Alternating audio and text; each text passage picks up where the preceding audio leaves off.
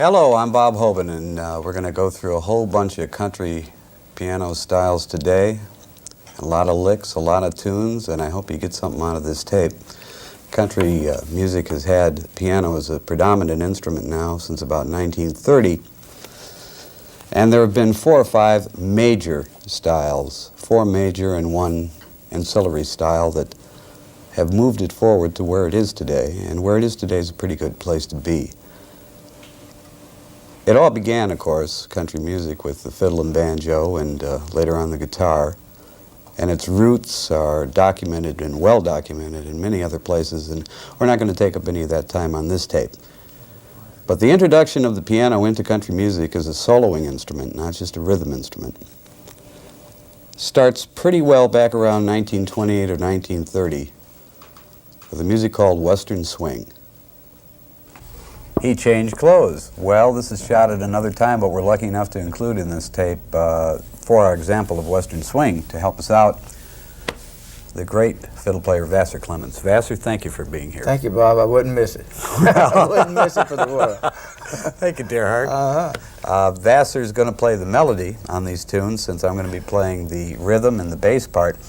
And these tunes are a couple of the old Bob Wills standards to illustrate Western Swing. They're Al Strickland used to play piano, and he set up sort of an almost unified field of bass playing that has been played with almost no variation to this very day since the early 30s.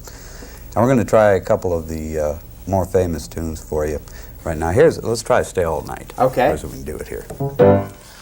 You want to start the rhythm off there?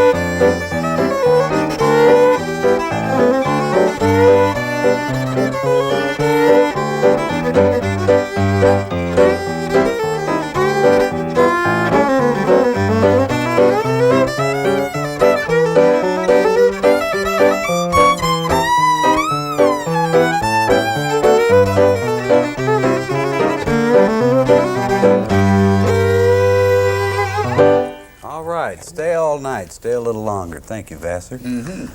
And while we got you here, let's try one more, so the folks can hear the melody after they get me back to explain what I'm doing here, if I know what I'm doing. Let's see, what key would Faded Love be in for you? D. D? Let's try that one. All right.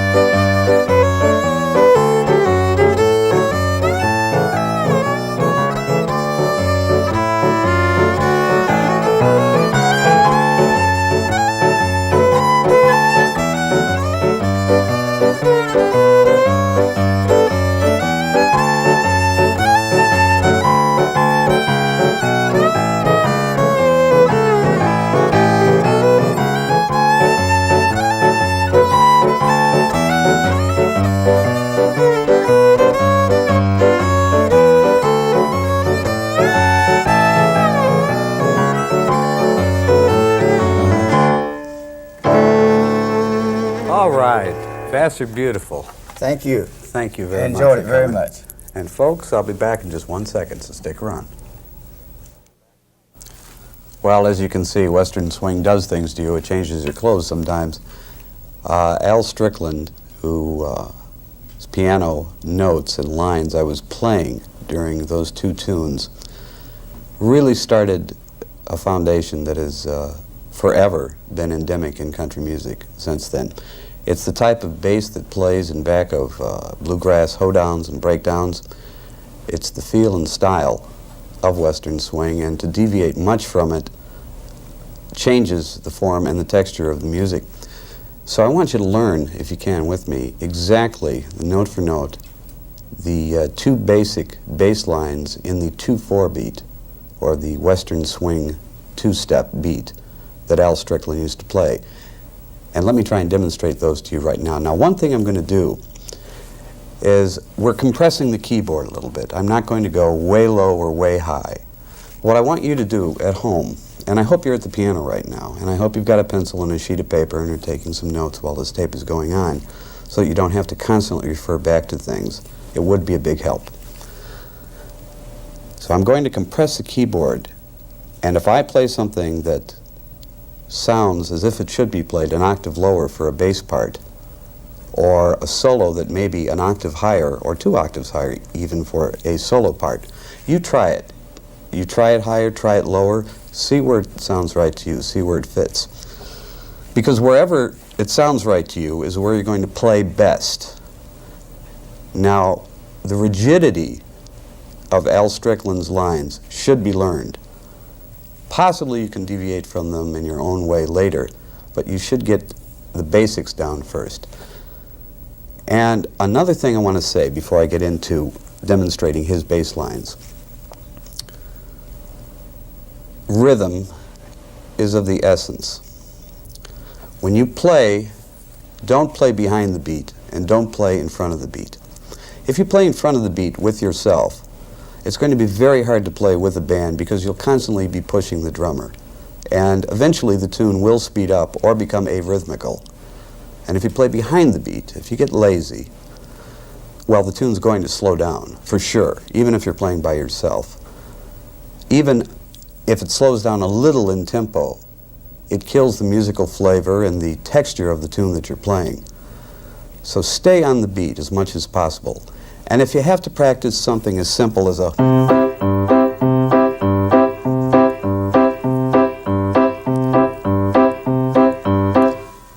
for 5 minutes, take a look at a metronome, some sort of electric metronome or light flashing, etc. Put it behind you, put it out of the way where you can't see it, and turn around after just 1 minute the first time and see if you're still with the beat. If you are, great. If you're not, do it again. Keep doing it until you relax. Just sit back and play. One of the things that playing country piano in any style is, except possibly for some of the newer styles, the newer forms of country piano, which have added a great deal of modulated chords and synthesized some of, well, even of jazz into its field, is the relaxation of the playing. The solos don't become frantic, but the rhythm has to be constant. And for the rhythm to be constant, it's a hard thing to learn. It's a hard thing to get down. It comes with experience, and I'm sure you get it if you haven't already got it. So just sit back and relax while you play, because if you are rigid, it's very hard to construct anything over 4 or 5 or 6 bars long that stays in one tempo. So with that in mind, I'm going to play Al Strickland's bass lines very slowly. And then I'm going to play them one more time in rhythm.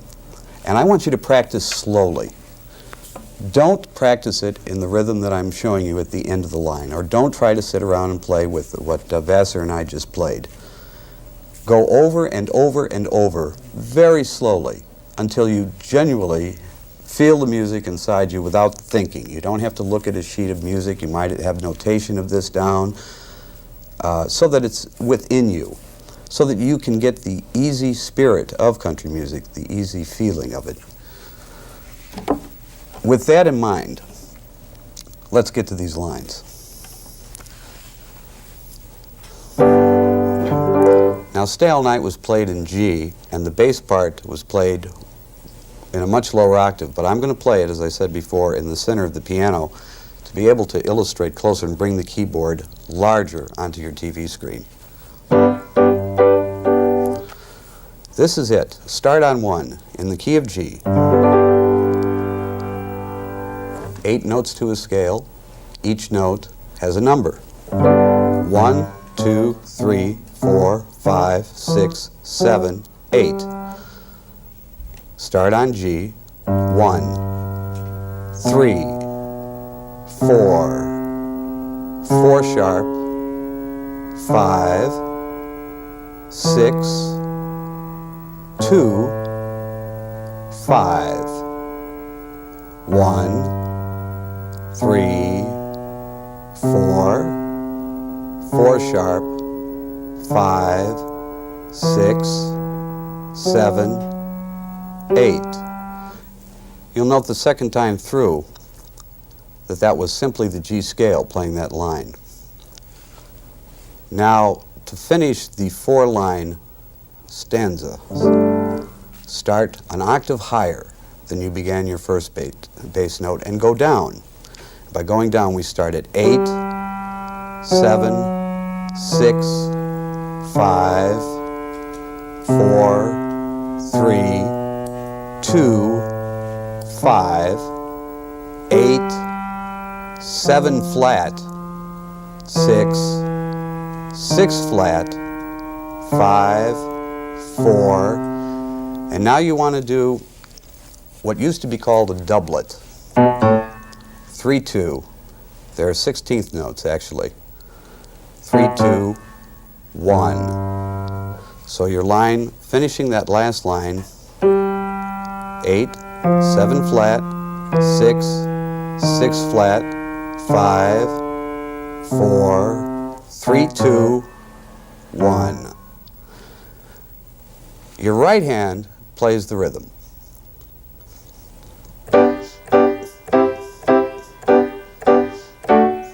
Just like that. And it plays it counter to the beat of your left hand. You count 1, 2, 3, 4, 1, 2, 1, 2, 1, 2.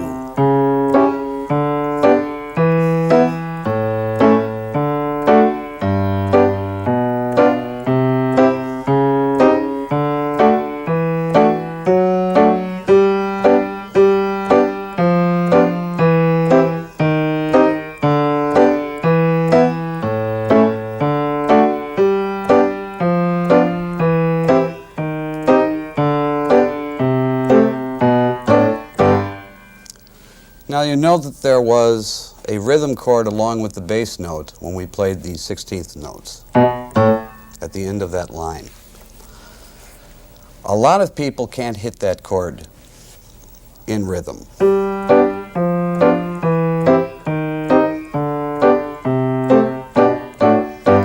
One way to hit that chord in rhythm is to do exactly what I just illustrated. Play the 1 chord, play the G tonic chord,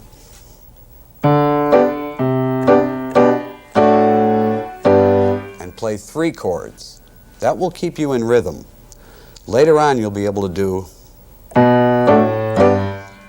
skip playing that first chord on the B note, on the 3 note of the scale coming down. Now, in a slow rhythm pattern,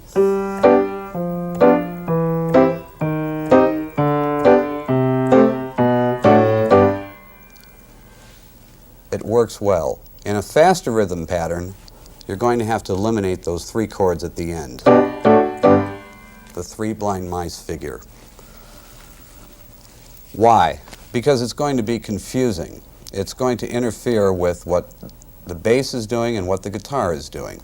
Well, I'm playing it by myself, you say. Yes, but anything that you play by yourself should be exactly what you play with a band. Don't try to get a larger sound. Don't try to fill up holes. Because when you're practicing, you want to stay in a certain register on the piano.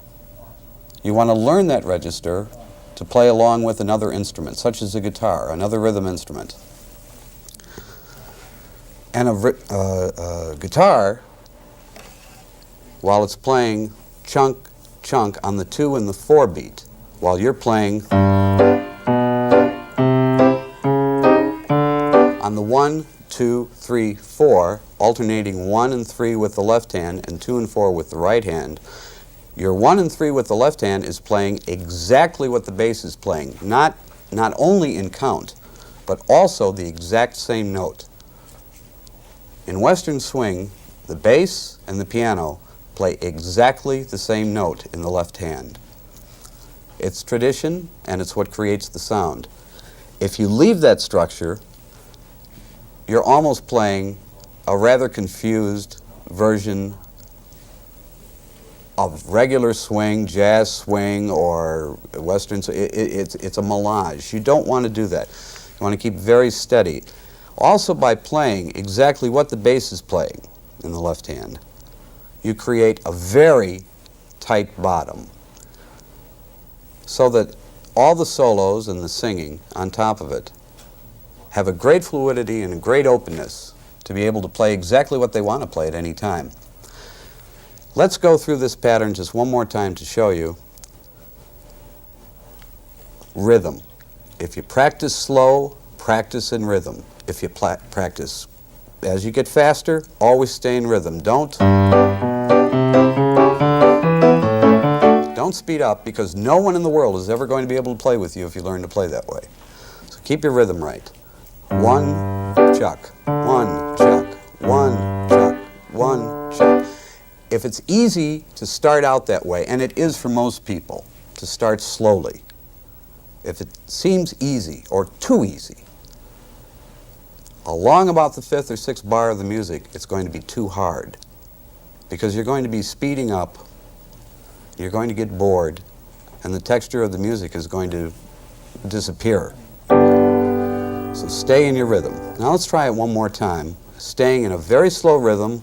And if you have a piano, I hope you can see the hands clearly, I'm sure you can. Try and play along in a slow rhythm.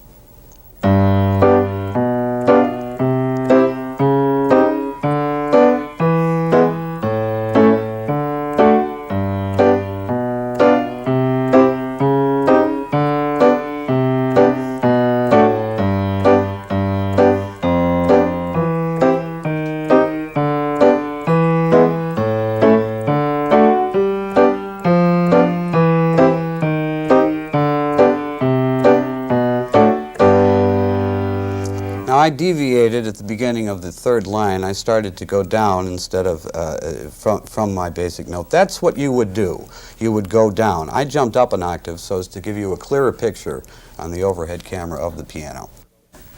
Now that's the Al Strickland bass line. He also is generally credited with being the first person to play a shuffle in country music. A shuffle being that type of 2/4, 4/4 feeling that keeps the tune moving. It pushes the beat while staying on the beat at the same time. And if you'll think back, what we were doing before was a left hand, right hand, left hand, right hand. Well, we're going to do the same thing. But in this case, the bass line is not as important. It's not as delineated as it was before. It doesn't have specific places to go, except staying within the triad, the 3 notes that make up the chord that you're playing at that moment. Now his shuffle is still played today with a variation which we'll get into later in the tape. And it's an important variation too in today's country music, but we'll get into that later. Let's play Maiden's Prayer the way we just played it, but once again I'm going to transpose it up an octave. And let me show you the piano part.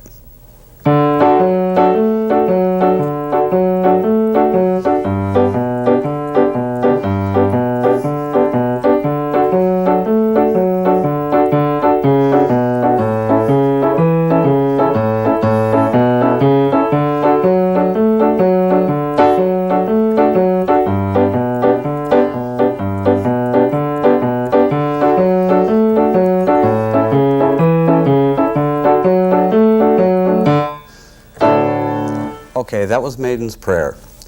Now it's in the key of D, and the bass plays on the 1 and the 3, while the right hand once again plays on the 2 and the 4. And what this does is to keep the music moving. It pushes it without speeding it, but play directly on the beat. Let's play it very slowly now. Notice that in the left hand, 1, 3, 5, 3, 1, 3, 5, 3, then down to G. 1, 3, 5, 3, 1, 3, 5, 3 in the key of G. And repeat that again. And the only deviation in this left-hand pattern from playing the triads is the walk down from 8 to 7 to 6 to 5. And then the walk up again. 5 to 6 to 7 to 8. Now let's try it slowly.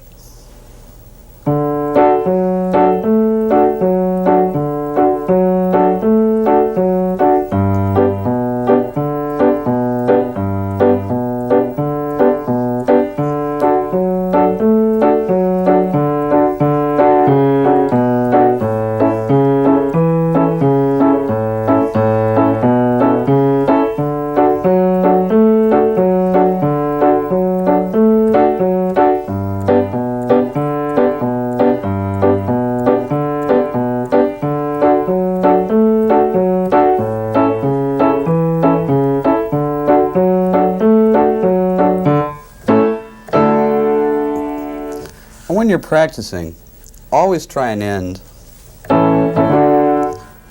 as if you would end the song if you were playing it with a band. Because if you rehearse that way, you'll get very accustomed to drummers, bass players, guitar players, horn players, whatever, who's ever playing with you, with that type of ending. There'll always be little grace notes or little tag notes at the end, and you want to fill up that bottom. You want to make sure that they have a bed to play those little notes over. Now, there's a lot more that can be said about Western swing, but we're going to go through just about every form of country music piano style there is on this tape. So let's go on to the first person, a man named Moon Mullican, who actually started a country music sound with the piano. Texas swing was based on a northern type of swing feeling, fiddle hoedowns added to horns, which made a unique sound, and Al Strickland was a big part of that unique sound. But in country music, moving a little bit east now, you get a different type of song structure. You get a much more influenced broadside or ballad, love song, rather than the dance tunes that Western swing was so proliferate with. Moon Mullican did 1 million sessions here in Nashville. He had lots of hits. He was a great entertainer, and he's little known today. I don't know why. His style of piano playing is not in vogue anymore. But it's important to know it. We're not going to spend a great deal of time on it, but I do want to show you a couple of his styles, particularly his thirds in playing lead, because it grew into yet another field of music, rock and roll. And people like Jerry Lee Lewis, if there are any other people like Jerry Lee Lewis. I wish there were. But Moon had a big, blocky chord feeling in his hands.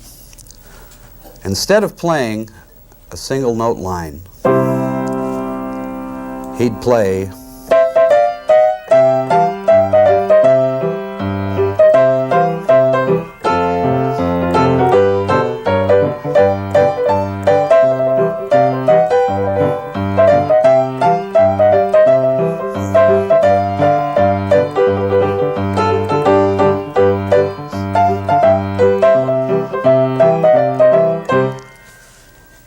a style that is so reminiscent of a type of 20s or 30s stride without the stride, without jumping the octave. He kept the music very straight so that the country singers could sing their love songs or their ballads or whatever in a smoother style. But when he played lead, it was very choppy. But it was always on the beat.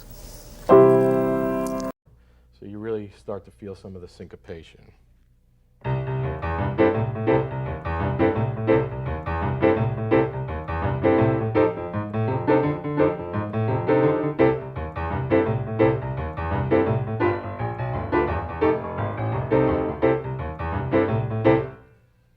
And once again, if you notice in my right hand, I'm keeping it simple and just hitting the chordal patterns. Now, we'll expand upon that a little bit now, if you like. There's different riffs you can use, and a good way to pick up riffs, once again, is listening to the records of some of the old masters and seeing what they do. And you can try a few of them and keep them in your bag of tricks. And really, that's what the right hand is doing in Boogie Woogie, is doing a lot of licks that you have learned over the years, and whatever comes out spontaneously that feels good with that. So we'll do a little bit of that now.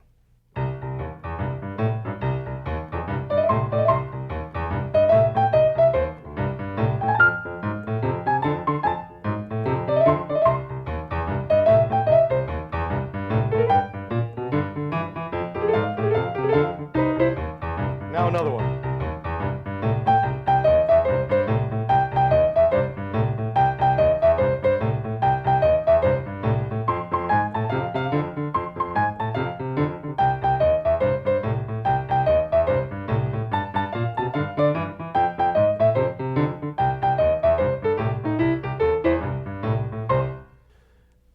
Those are just some of the licks you can do.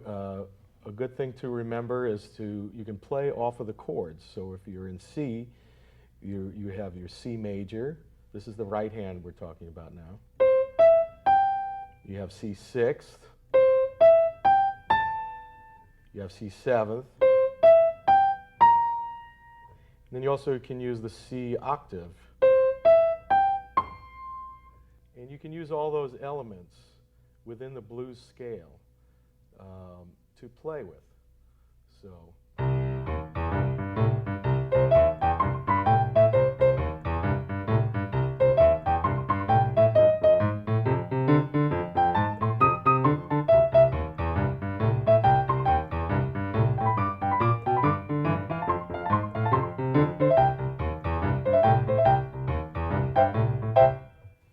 And that gives you some idea of some of the licks you can do with your right hand. And there's also a lot of little tricks and specialties that all the Boogie Woogie players over the years have developed to make them stand out and be special. And I've learned some of these. And though I don't want to give them away, I will show you some of them. There's a lot of nicknames for them. I've heard Professor Longhair, they call it the over and under, because in your hands you'll be, well, let me show you.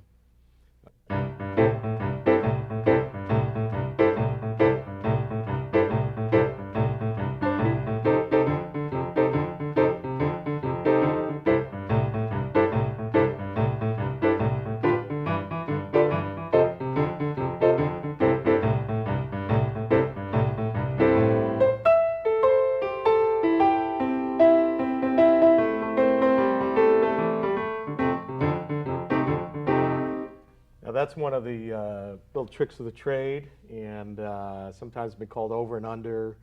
Somebody like Professor Longhair might do one hand over the other, and that's how he does it. I do it the way I do it, which is just the way you saw it, and I'll repeat it again just a little bit.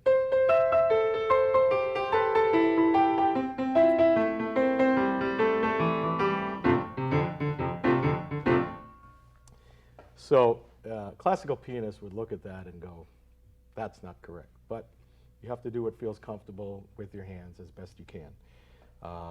That's one of the tricks. Another one that works very well, that's very dramatic, is you'll stop time. So you'll hit.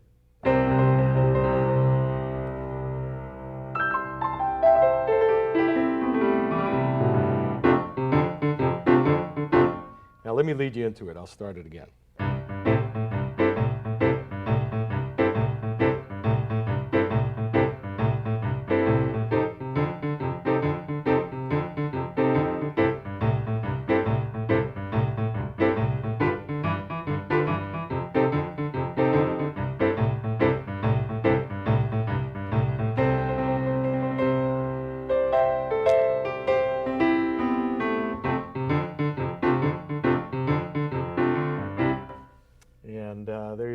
another trick. Okay, getting back to the basic boogie-woogie bass line, we're going to extrapolate upon that theme a little bit. Don't want to be scary with those words. That just means we're going to expand upon that. And back to the regular, simple boogie-woogie bass line, which was... I want to incorporate this with the right hand, so you're getting an alternating pattern going on. In your right hand, you'll be playing the C chord, like that, and alternating with the bass line. And I'll do an example of it here slowly.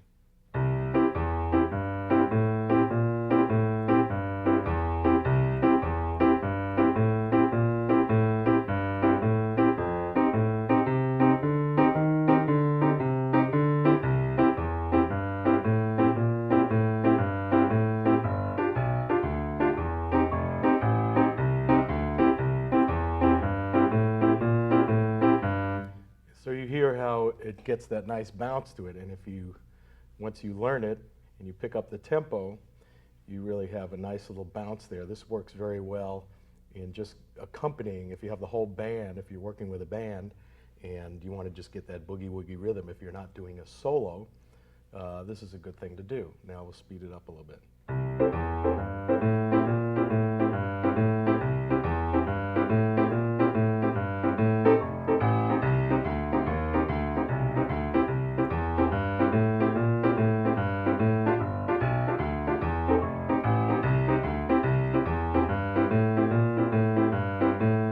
And along the same lines, you can do on the turnaround part of it, instead of going 5-4-1, you can do the 2-5-1 turnaround in the key of C, which is D, G, C, and using the bass line, which would go like this, and then I'll incorporate it and show you the whole thing. So.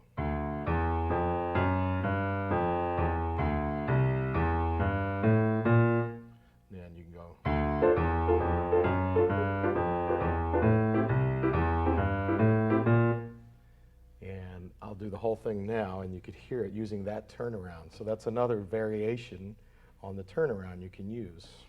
And you want to use the D minor chord. The 2 minor is better sounding, I think, than a major. So.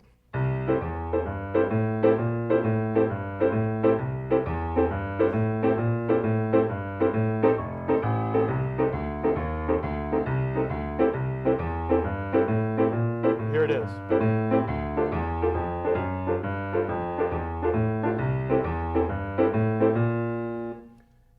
There you have it with the 2-5 turnaround, that same boogie-woogie progression. Another thing we can do is a walking bass line using octaves on that same progression. So instead of going using the right hand, you can do it all with the left hand using octaves. Now I don't have big fingers. A lot of people say piano players need long fingers. Well, it's not true. Don't listen to what they tell you. Dr. John does not have long fingers. As a matter of fact, he's missing one of his fingers. So if anybody worries about that, just forget about that right off of the bat. But if you can stretch the octaves, which most people can, here's the key of C octave. This is all you need to do for this bass pattern. And you want to start out way at the bottom. I'd like to interject right now that it's important to have 88 keys on your piano if you're going to be playing boogie-woogie. And it's also important to be using a real acoustic piano. Now, I understand there's plenty of digital keyboards out there, and I use one myself personally when I perform because it's hard to find a real piano in clubs these days. So those work perfectly fine, but I really think to get a true boogie-woogie feel, you need an acoustic instrument, a real piano, even if you have to just get a big old upright for a couple $100 to practice on. You can find them, the great old American pianos. There were millions of them made at the turn of the century, and they're still out there. And you can probably get a good one for pretty inexpensive, under $500. And that might be a good thing to learn boogie woogie on. Plus, you'd be getting that real old style sound on there. So I just want to interject that there for all the players out there.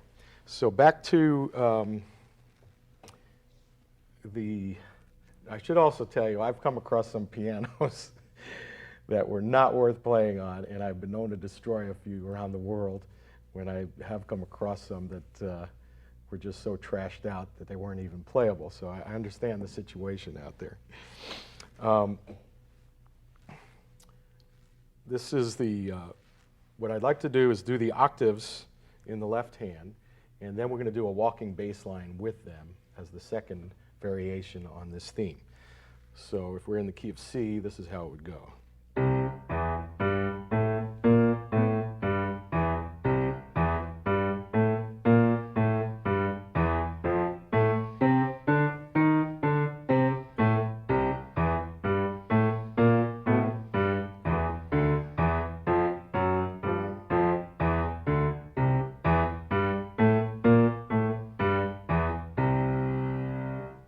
And that's the basic pattern using your octaves. So I'd like you to practice that a little while, get used to doing octaves in your left hand. It's a very helpful tool for playing boogie woogie bass line. Now the variation on this theme to really get a bounce going and to get that walking bass line would be like this.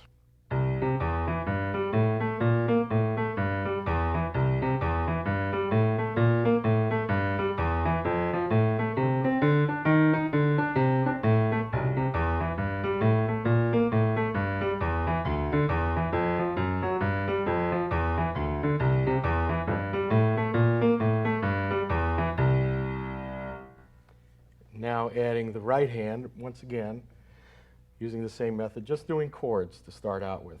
When you get more adept at it, go ahead and improvise as much as you want in your right hand. That's the whole fun about boogie woogie that I believe is you have a repetitive bass line that is giving you a very set rhythm that you can't miss, and it's swinging, and in your right hand you're really dancing on the keys is what you're doing, and once you develop it, you'll feel it. It's just you're keeping your right hand dancing along with your left hand, and that's why it's such fun music, and that's why it's a classic style that will never die as far as I can see.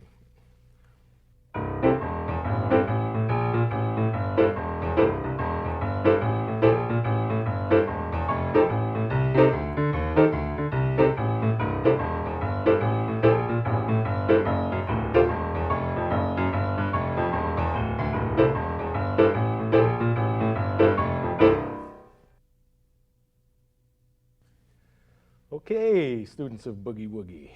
So by now you probably heard quite a bit of the left-hand pattern, and you're absorbing some of that. You've been going out and getting those old Meadlux Lewis, Albert Ammons, Pete Johnson records and CDs, and some of the Mitch Wood CDs, and practicing along with them.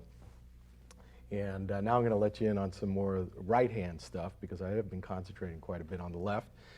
And what makes boogie woogie players stand out from other piano players, they always say he's got a strong left hand. So it is very essential that you have that. You need to be fluent in both hands to be a strong boogie woogie piano player. And the right hand, as I said, your left hand is creating a rhythm, a very distinct rhythm. And we showed you those patterns. The right hand will be improvising with the blues scale, along with those strong rhythms, creating boogie woogie. So it's important that you know the blues progression. Number one, the basics, obviously, of boogie woogie comes out of the blues progression.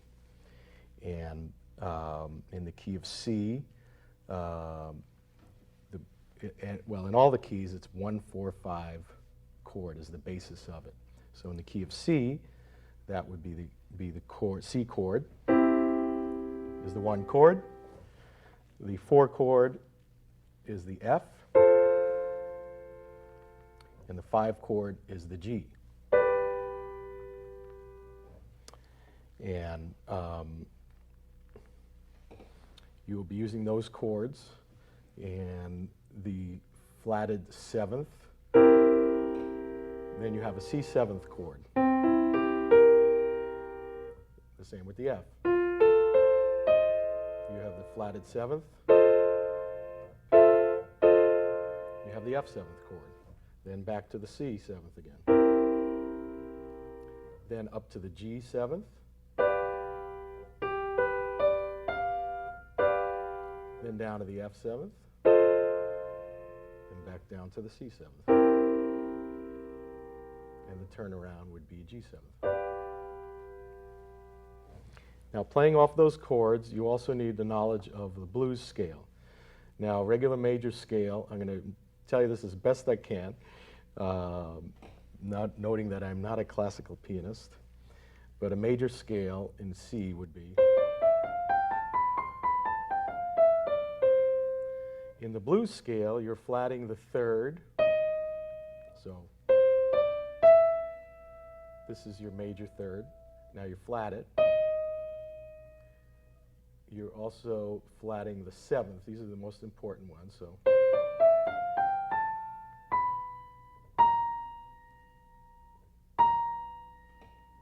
and you can also flat, those are the most important, but you can also flat the 5th. So,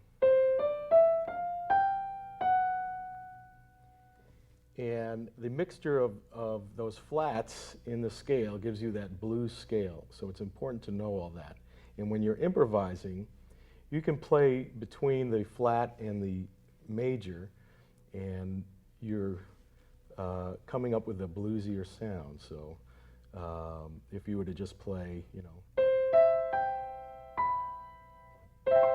that's a very major sound, but if you were to play,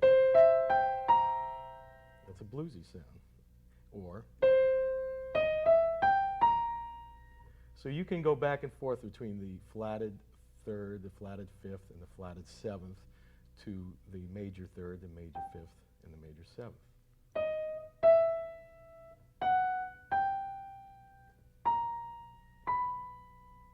Or, and you can slide. You can use your right hand. You don't have to strictly hit one note at a time. You can slide it down. You can go. That would probably be a good exercise to do, is do a little bit of that.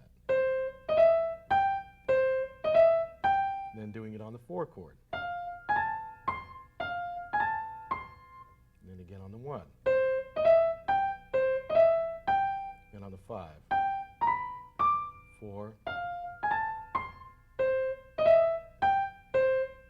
You could do a lot of variations on that, and once you learn a lot of different variations, you have things you can play with in your right hand. Let's play around with the 7th a little bit. So.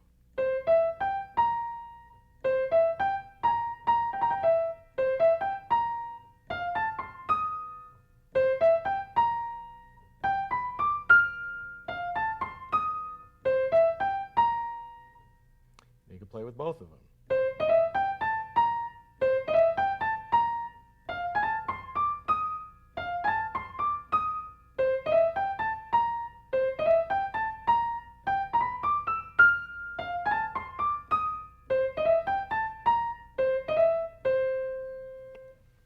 So that'll give you a little idea, maybe some inspiration of what to do with your right hand. And you also, it's important to know your chords in all their positions. So if you have your C major chord, you could also invert it. Or you can start on the 3, on the 5, on the 1. Do that with all your C majors, or all your major chords, and then do it with the 7ths.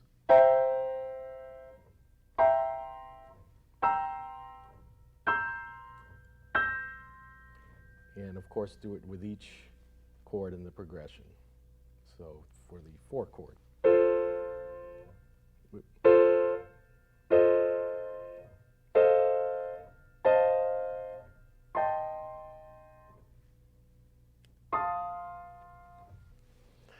And of course, the 5 chord being the G.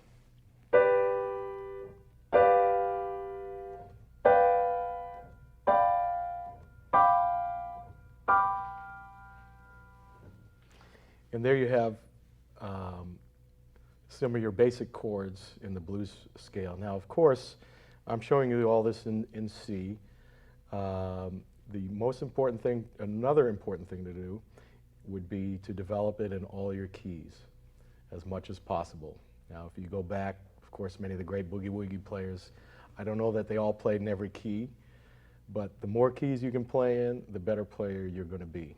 So that's my recommendation, is to work in the scales and chords of every key in both hands.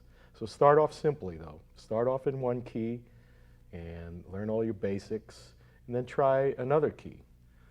Let's say start in C, then try it in G, then F, and then B flat, and then go on from there into E flat and get more difficult as you go along. Don't try to take too much at once. It's taken me...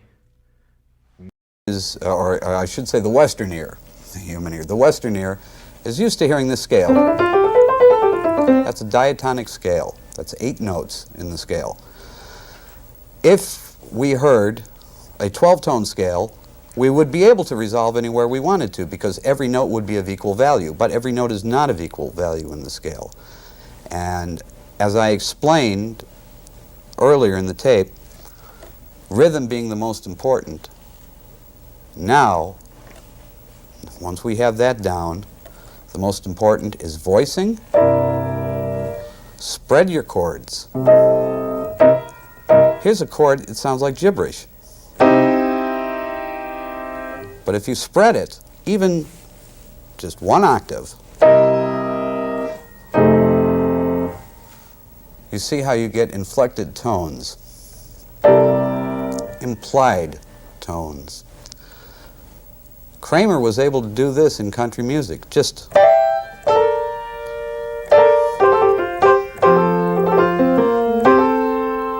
because of that grace note. He was able to make chords that actually weren't the chords that he resolved to.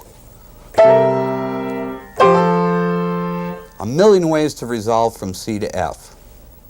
One way we've already done. That's the C9th chord going to F, which is the 5th and the 6th note in the F scale, and the C note is the 1st. Now, let's play an E note on top, the 3rd note in the scale, and with our thumb, let's hit the A note, and with our index finger, hit the B flat note and slur those. And underneath, let's play 1 and 5 in the left hand. And resolve the same way. You see how that opens up a different feeling than... That allows people who are playing the solos and who are singing, which is a very important thing for a piano player to always to consider, the singer, to sing what they want to sing and not to be thrown off by an odd or continually repetitious chord structure. Now to finish, before I forget it, that Floyd Kramer run that we were talking about a moment ago.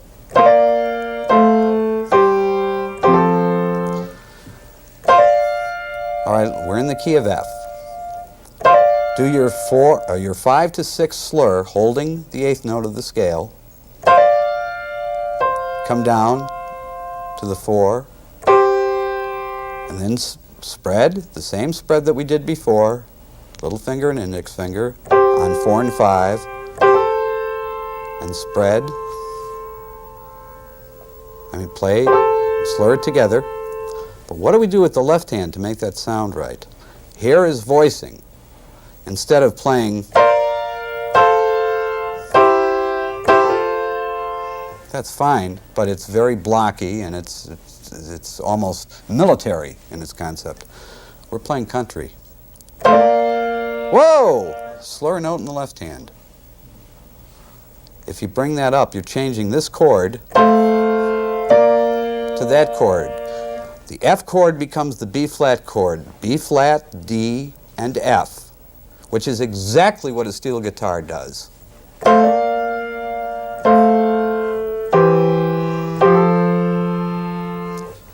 Now, the fourth note of the F scale is B flat. Slide up to it from the third. Then play the third note. Go down to the fifth note of the scale, C, and up to the F note with your forefinger.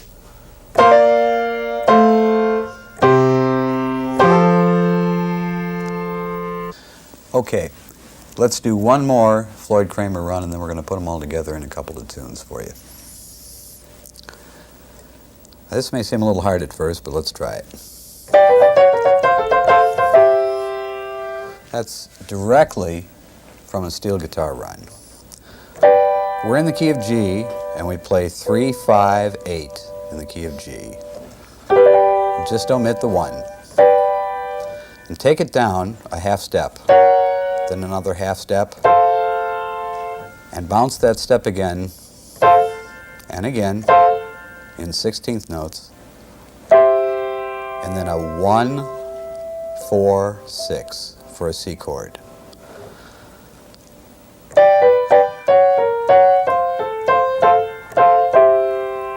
Okay, those are the notes. Now let's get the rhythm. Play the tune the 5, and against the tune the 5, play the 3. Repeat. Repeat. Now the 2 bounces on the C and the F. And now add the G and bring the F down to an E. Let's play it one more time very slowly.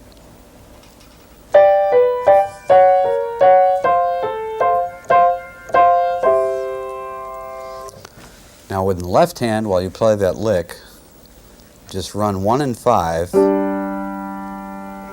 down a half step, down another half step, and then down to 4 and 8. And stay in the same rhythm on the 1 and the 3 with the right hand. The 2 and the 4 is going to be played by your thumb.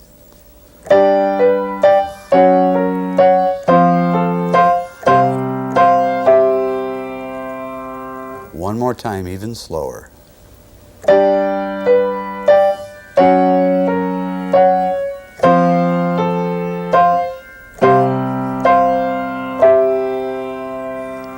Now, where would that come in? That's sort of a transition run when you want to go from the 1 to the 4. Instead of playing a 7th chord, you want to imply that 7th note. And an easy way to imply that 7th note is to play it, but disguise a little bit. Don't make it the predominant note. It's a shifting tone, the flatted 7th to the 6th. Your ear hears that tone before it hears all the other notes. It picks that one out the clearest. Not necessarily because it's the highest, but because it completes the third of the chord. What do I mean by the third? The third note in the chord that you're playing. It's a C chord. And the only E note, which is the third of C that we're playing, is on the top, which becomes the melody note. Now, if we played that E minor, just shifting that 1/2 step, then you get a C minor chord. E flat, rather. You get a C minor chord. And if you did that, you'd get some possibly bizarre form of Russian country music, but which may be very successful. Go ahead and try it, but you'll be the first. Now let's try and put all these licks that we've done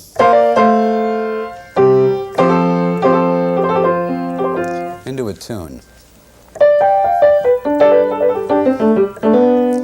You know, when you're playing something like this,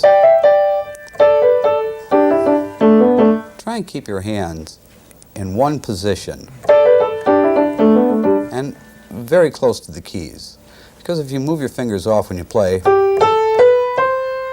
you're going to have to come back a long way, and you may miss the note. So it's a lot easier if you stay down.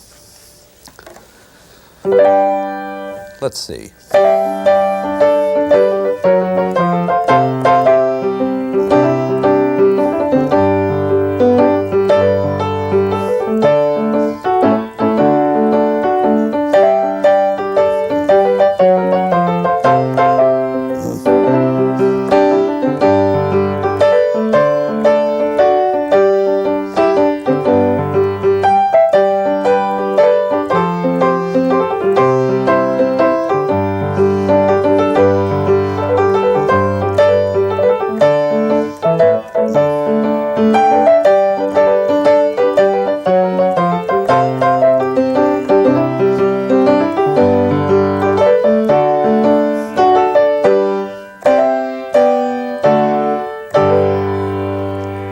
Now that incorporated the 3 licks that we just finished learning of Kramer's. And that was just a generic piece of music. Where would it fit into a song that you may know? Well, if you take the old bluegrass standard Rollin' My Sweet Baby's Arms, still in the key of G, and on the left hand I'm just going to play a 1 and a 5, single notes. It's not important now what the left hand would be.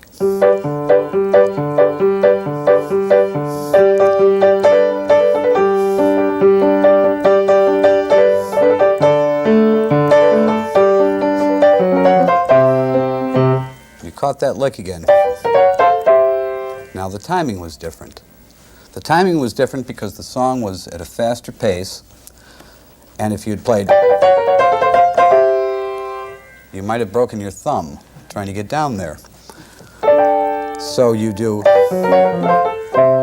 we play with time, but we stay in tempo. We always stay in tempo, because if you get out of tempo, then whatever licks you're doing, and however you're pushing them, or however whatever your lead is going to be lost. The effect on it is going to be just gibberish. If we played that, that was in 4/4. 4 beats to the measure, and a quarter note gets 1 beat. Now, if we play that in 2/4, only 2 beats to the measure, and a quarter note gets 1 beat. Let's see if we can't put in our old friend again.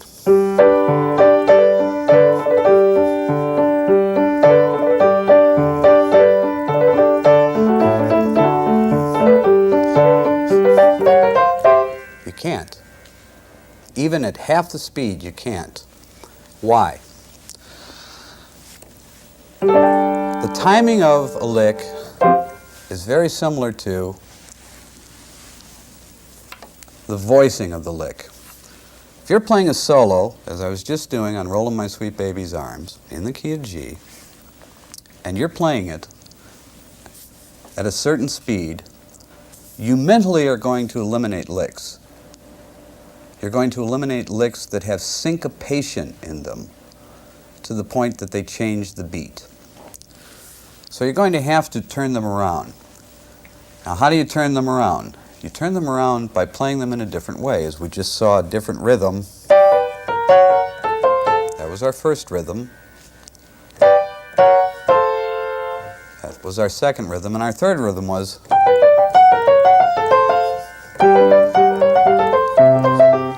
like that, sort of a bluegrass banjo feel.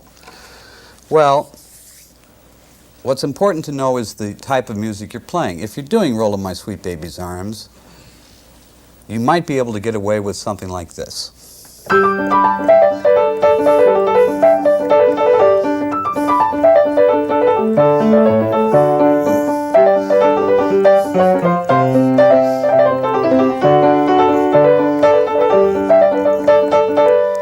Now, if you put in all those grace notes and all those slurs into something like that, it's going to be very cluttered. And whenever you're playing a solo in country music, whether it's slow or fast, take a breath.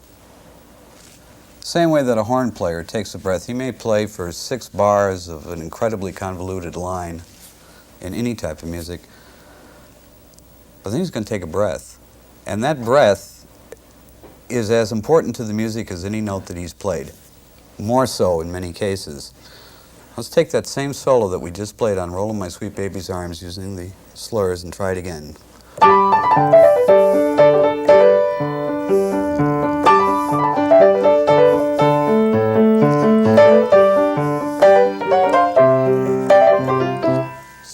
put it in there, we highlighted it. There weren't a ton of notes all around it. All of a sudden it shone out from the darkness. Well, does that work all the time? Yes. If you're going to take a solo and you're going to use this style of piano playing, in country music, relax. Keep it simple. And when you do have a rhythm push like that, use it effectively in the solo to carry the rest of the solo. A lot of musicians, a lot of players in country music wait until the end of the solo and then play an enormously complex run. Now, the only people that are hearing that run are other musicians, and they're playing that for those other musicians. But when you're accompanying yourself singing, or with the band singing, or playing, somebody else is singing, play the rhythm for the musicians, but play the melody and the solo for yourself and for the audience. There has to be some gratification out of music, and the real gratification isn't in the last line of a, shall we say, long or boring solo, something that really hasn't developed musically into anything. All of a sudden, out of left field, taking a zillion notes and just playing them as fast as you possibly can, or some really hot lick. Every form of music is based on construction. Music is, of course, all numbers. It's all math and all that. Now, when you put in the expressions and the feelings of country music in the middle of Rollin' My Sweet Baby's Arms, you want to have the piano play something that fits the entire song. Yeah, somebody might say, wow, listen to that piano player, but then you detract from the overall piece. I'm not saying that you have to play at the level of other musicians that you're playing with, or the singer or whatever. But the most important thing in any musical organization, and I'm not going to say teamwork, but the most important thing is listening. And being a part of that organization, as opposed to, or even by yourself. Now, if you were singing the song by yourself, if you were singing it, you'd never throw that line in a million years, because it would clutter up everything that you wanted to say or do or sing. You wouldn't be able even to talk, possibly not even to catch a breath playing a lick like that. So what do you do when you back yourself singing with these licks, with the Kramer style of piano? What do you do? Well, you voice it like this. Spread yourself out a little bit on the piano. And I'm going to try in my cracked baritone just to give you a little example of where lines should fit into a song on singing.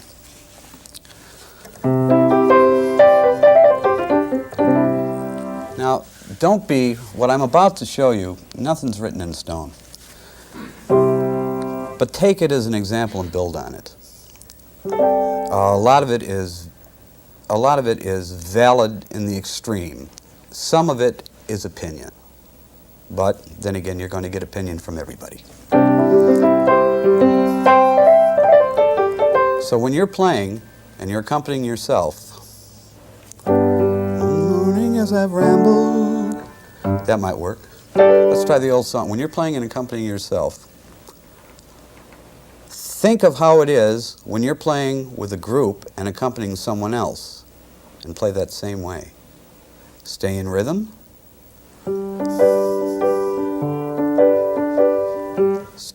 Keep a beat steady, and don't overplay. Don't overplay in the middle of something that shouldn't be there. Why shouldn't it be there? Because it breaks the context of the song. I'll tell you what, in my cracked baritone voice, forget about the quality of singing, but I'm going to try and illustrate where the backing should be in a song.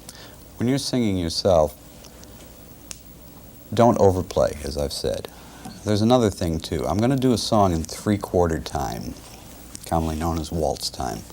3 beats to the measure, and a quarter note gets 1 beat. Boom, boom, boom, boom, boom, boom. Now, if you accent those 3 beats, you're going to sound like an army marching over a bridge, because it's going to come out.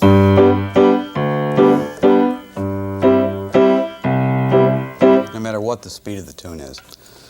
So try and come in on the downbeat and listen to the playing, and I'll diagram a little bit of this for you later, but I just really want you to hear this so that you can see how you can keep rhythm going, back yourself, and sing at the same time.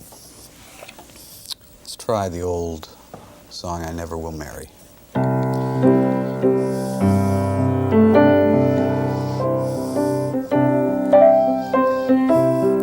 One night as I rambled down by the seashore, the wind it did whistle and the waters did roar.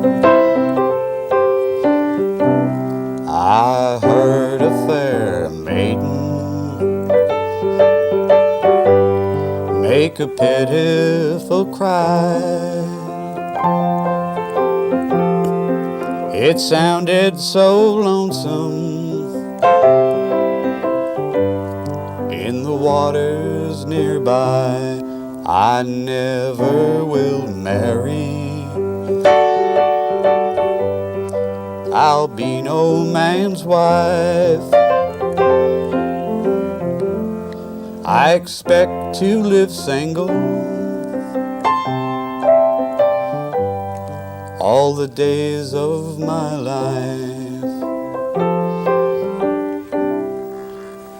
Now, what I meant to show you there, when I'm singing, I'm not playing with my right hand. I may be laying a chord down and holding it in texture, or a position of a chord, a third with the eighth on top, and the first and the fifth on the bottom. But when I stop singing, then I'll fill something on the piano, but I will not fill underneath my vocal. And if you listen to country records, you find out that there's generally nothing going on under the vocal but rhythm. There might be a sustain by the steel guitar, or a fiddle line that is moving slowly, probably half the time of the tempo of the song, but nothing at all that could possibly conflict with the vocal. The reason for that is, of course, A, it takes away from the vocal and makes the music more mumbo-jumbo, but it doesn't highlight anything. When you play the fills after there's been sparseness, all of a sudden the music sounds a great deal better to your ear because you're not constantly inundated with it. And the fills that I played are all variations of the Kramer runs that we've done earlier in the tape. Notice that when I got a moment to play between the verses, I played one longer run, but in the same tempo as the other fills. I didn't add on a zillion notes, I just made a longer run. So try and keep yourself constant at all times. And that's pretty much the way a certain type of country piano is played. Most bands want that type of piano in it, and most players want to play that kind of music and accompany themselves that way. I want to go on to something else right now, while it just crossed my mind. A lot of players who are beginning, or have been playing for a little while, can hear a chord change. They know the chord has changed, but they don't know to where. So they have problems and they have to stop all the time, or look at music, or look at their lead sheets, or whatever, their charts, or just hunt and peck for it. And a good way of training your ear is to listen to introductions of songs. It sounds odd, but there are 4 or 5 chord progressions that bring out, I'd say 80 or 90% of all country material. Now in Nashville, there's a thing called the Nashville numbering system. I've been using it for the notes. C is 1, D is 2, E is 3, F is 4. When you go into the studio to record, we don't generally have music. What we do is we listen to a demo tape and we write down numbers. Now, if the song is in A, we'll write a big A on the top. And then we'll listen to the tape. And if the first chord we hear is A, we'll write the number 1 down. And if that chord goes for 2 beats, and then another A chord comes up for 2 beats, we'll write another number 1 down. Then if the next chord is an E chord, which would be the 5, the 5th note of the scale in the key of A, then we'd write a 5, number 5 down. And then if it goes back to A, we'd write another 1. So that introduction would be called 1151. You put them together. That introduction would sound like this.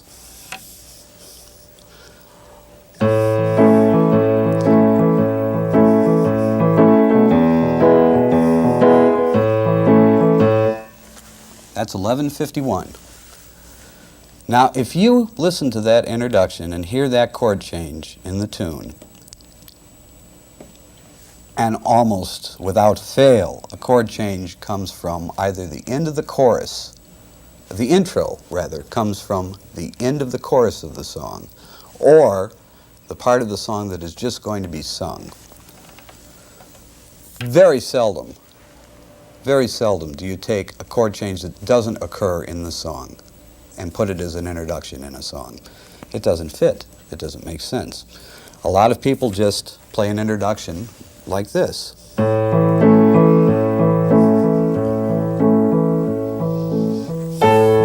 Then they're into the tune. That's a neutral introduction. And when you hear that, it's generally conceived that it's either A, setting a mood, or B, the honest answer is nobody could come up with anything that they liked or agreed upon. So, introductions can teach you what's going to happen in the song, either immediately or later on down the road, but they can also give you that great blessing, and that is to hear the right moment to change to the right chord. If you listen to enough introductions enough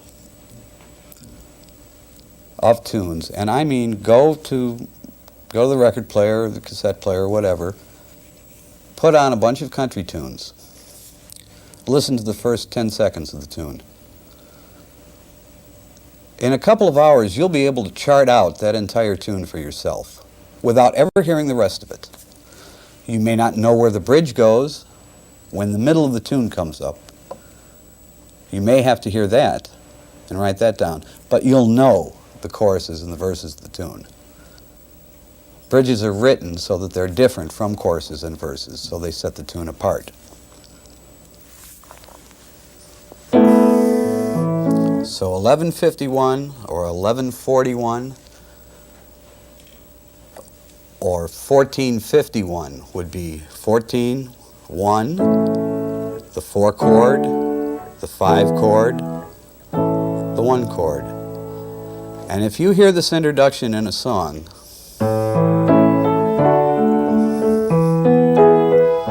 you can bet that the guy is going to sing something like da da da da da da da da da da da. Now I'm just making that up, but that's how it happens. Music is all made up. Everybody creates music, and it's pretty limited as to which way it's going to go. Country music isn't a large music of expansion. It's basically a music of emotions and expressions. And now as we get more into this tape, so let me say, listen to introductions, because they will attune your ear to chord changes and you'll be able to find them. Much more so than listening to an entire song 2 or 3 times and still having to go back to the cassette or the record or the CD and having to play it over and over again until you write it out, and then you sit there, am I right? Oh no, that was wrong, etc. Just listen to those introductions and then do the rest of the song by yourself. You'll get it right a lot faster that way, and you'll train your ear. Let's go on to another piano player by the name of Hargus Pig Robbins. Pig is one of the great technicians and a superb piano player here in Nashville, or anywhere. What he did besides being a wonderful piano player and expounding on everyone's style and his own creating, he did one thing in particular that opened up the piano in a completely different way. He took his solos, instead of taking them high out of the register that he'd just been playing rhythm in, he took them 2 octaves below the register. I didn't take them all that way, of course, or it'd get a little tiring. But some of the ones he did were so beautiful and so memorable. I'd just like to play one of them in the style of his. I'm not going to play a particular one of his, but I would refer you to, if you can get a copy of it, the Osborne Brothers recording of Beneath Still Water, which has what is undoubtedly one of the most beautiful piano solos ever recorded in country music on it. And let me show you what he did. The right hand is very light. He'll play his rhythm normally. But when he gets to his solo, instead of playing it, as I said, in the treble, he'll play it in the bass. Not all the time, but sometimes. And when he does, it's wonderful. It's always wonderful, his playing, but in the bass particularly so. Let's take a slow waltz. Let's just make something up here, and let me show you his style. And I want to show you a right-hand technique after we get through with this, of what to do with this.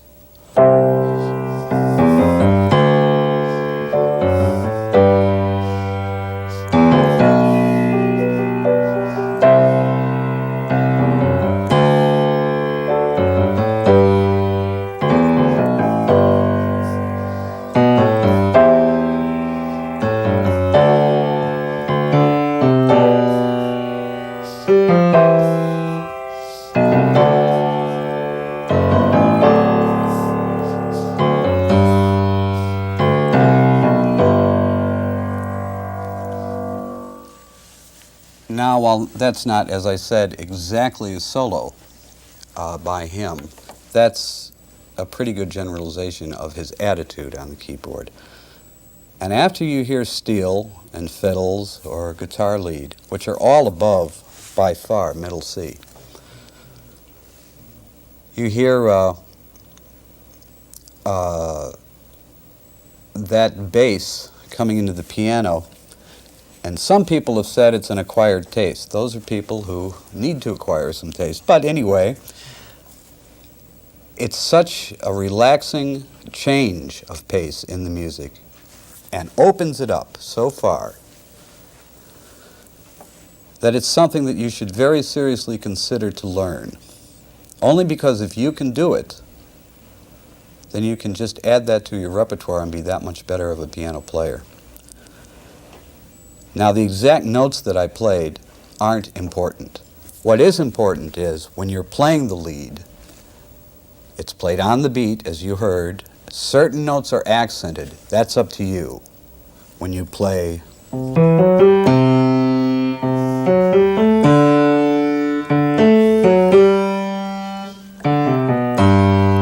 those accents are obvious. What do you do with the right hand?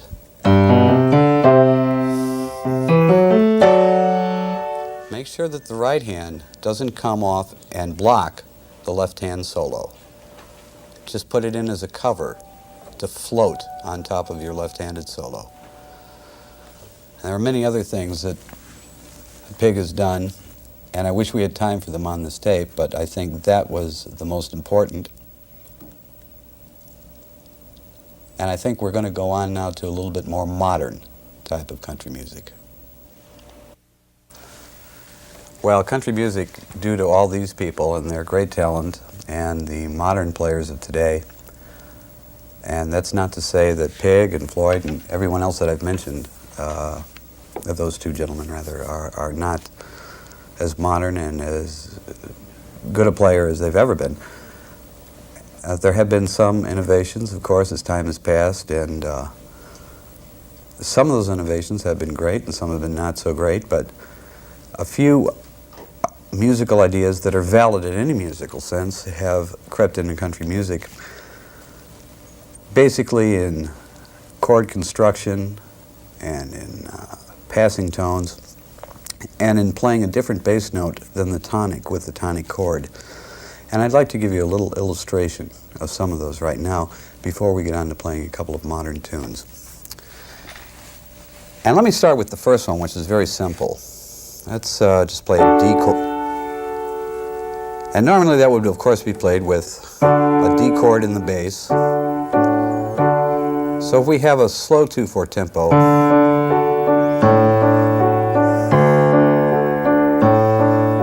that could come from any era, any time. But a way that it's played sometimes today would be this.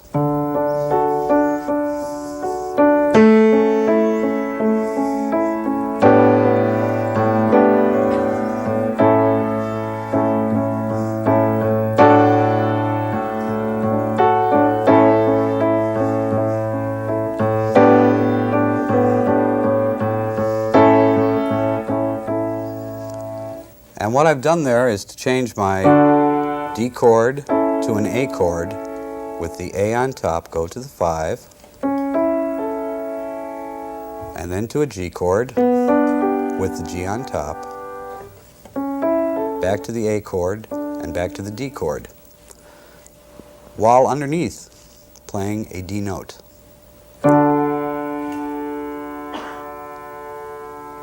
And as soon as I change to the 5 chord, I play an A note, and I hold that A note for the entire length of the progression.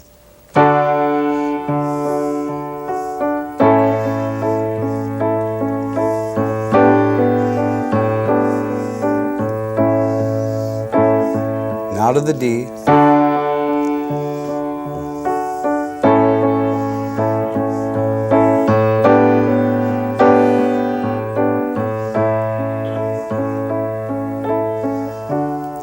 And the rhythm variations are up to you. They're not important. What is important is to realize that you can play other notes in the triad for the bass note rather than the bell note of the chord, number 1 in the scale.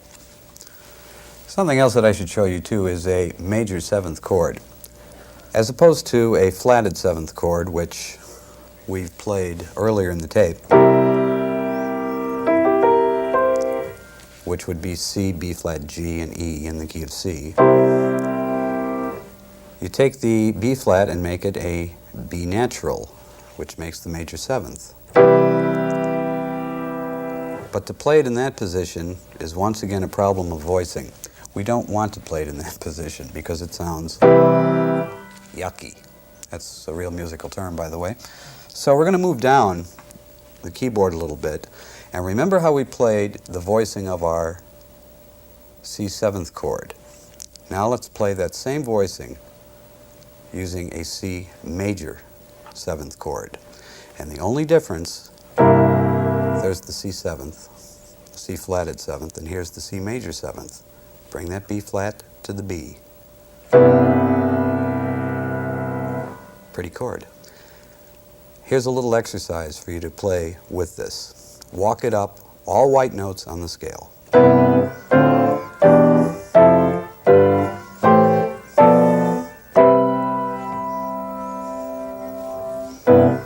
Try that so that you have command of that, because it's used in many tunes. And let me give you an example of that.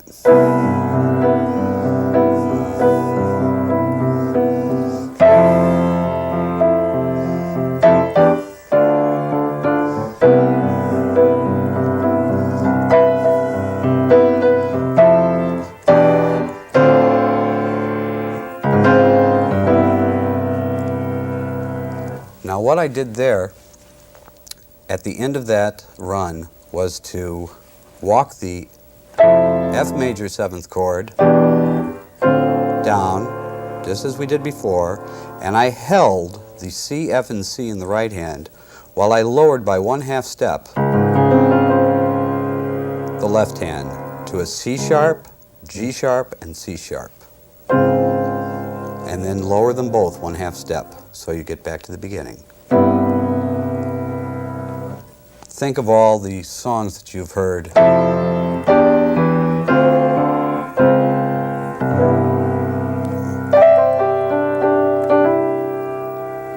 with an ending like that. I'd like to play a couple of tunes for you, modern country tunes, the way they'd be played. And the most important thing that I can say about these tunes is what I've stressed throughout the entire tape. Rhythm is more important than anything else. Voicing comes next. But what we're going to do this time is to play some different notes, add some notes to the chords to make the chords 7ths, 9ths, 13ths, or major 7ths, and see how much that adds to the flavor of the music.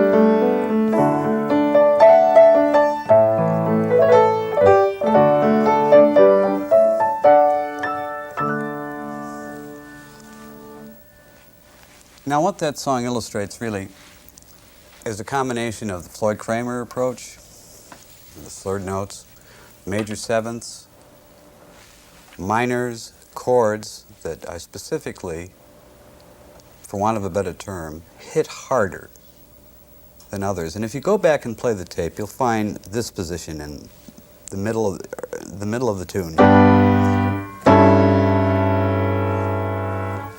And you'll also hear this.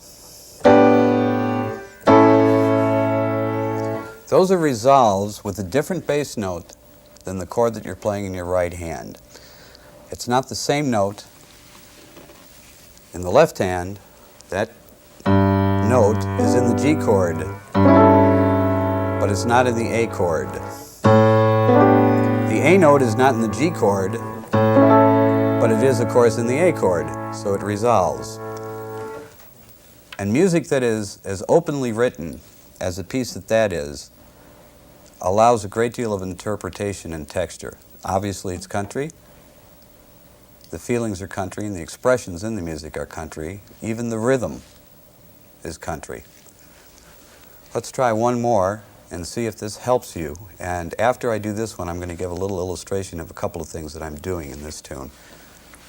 But just listen to it and see what you can get out of it.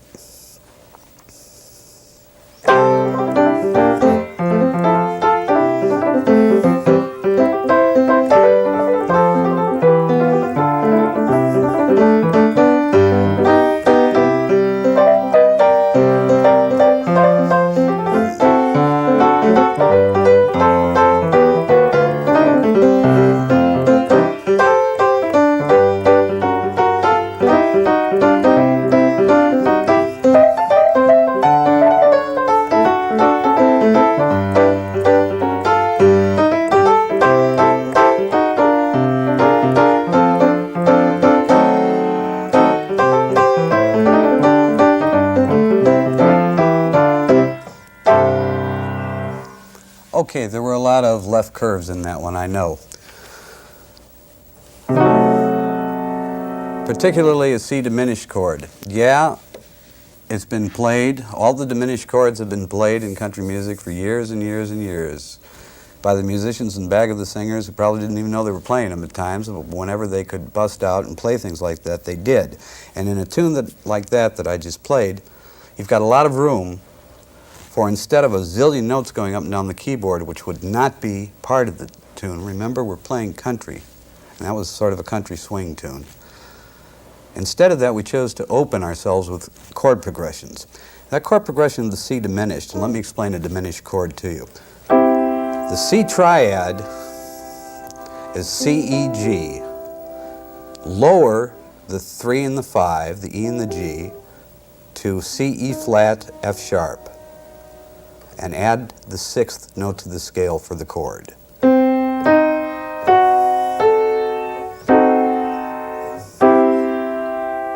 C, C diminished.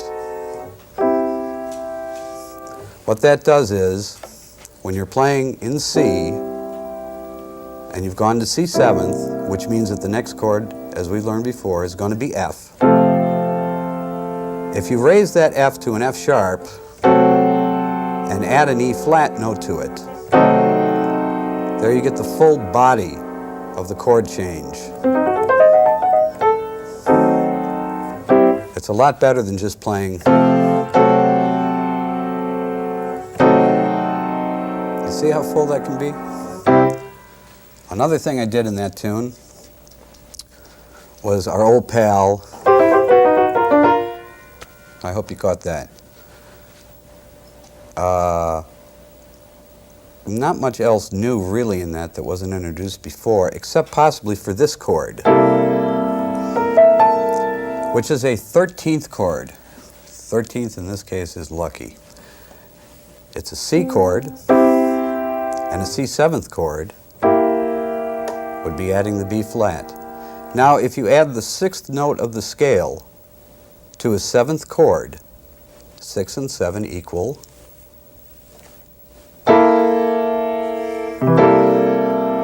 13.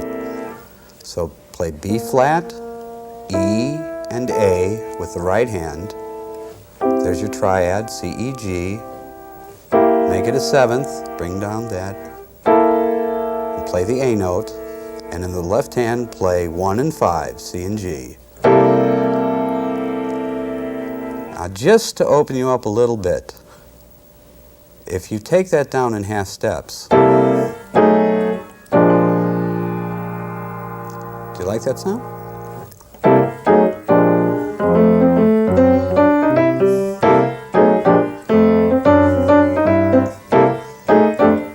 See, that wouldn't fit behind a singer, but it would certainly fit behind a solo, and especially if you were soloing somewhere in the middle of the keyboard.